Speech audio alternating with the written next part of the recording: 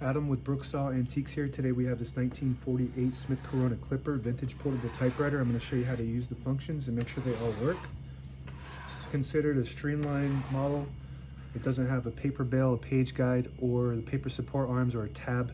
It's just got all the regular functions. It's not a budget typewriter. The budget typewriter sometimes wouldn't have a backspace, a color selector, or a right margin. The margins are located behind the carriage here, and I got them set right in between these two paper fingers, and if you want to move them, you just push this button down and you can move them from side to side. I'm going to keep them where they are for now.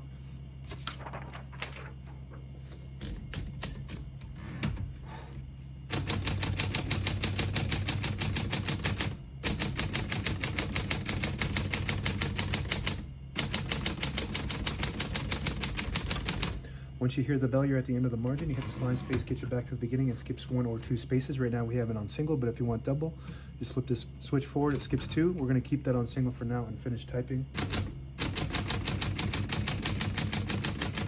As you can see, all the keys type nice and none of them skip or stick. I'll type a sentence in red on the next line and switch from black to red. There's a switch on the right side. Flip that all the way down. It prints the bottom portion of the ribbon. When you have it in the middle, it doesn't print any ink. It all just leaves a stencil for copying purposes. When you have it up top, it prints the top portion of the ribbon, which is black. We're going to move that down to red.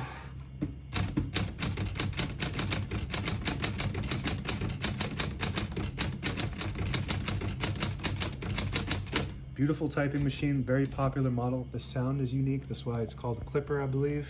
It sounds like a clipper, like maybe like a, I would say more like a helicopter or plane, I guess. Propeller plane. If you're typing real fast on it, it sounds something like that.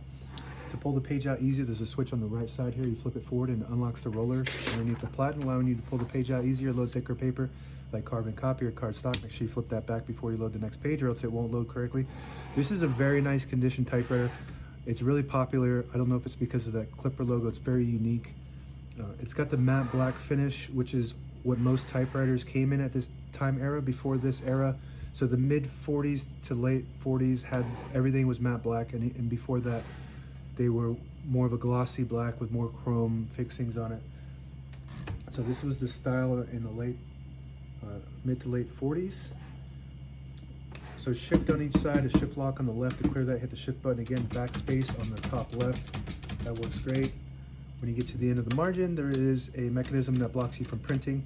Hit that margin release. It will allow you to go all the way to the end or until you get stuck on that paper finger. We're going to move the color back up to black.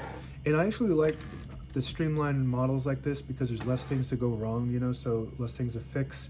It's just all the basics without all the extras that a lot of people don't use unless you're like writing a novel every day. Open the hood, all the brand new ribbon is loaded on the left, so it's pulling to the right. If you want to switch that direction, there's a little lever up above the backspace here. You flip that and it will automatically change the direction to the other side. Every time you flip it down, it just keeps changing it. But we want it to pull to the right, so we're going to keep that pulling to the right side because all the brand new ribbons on the left.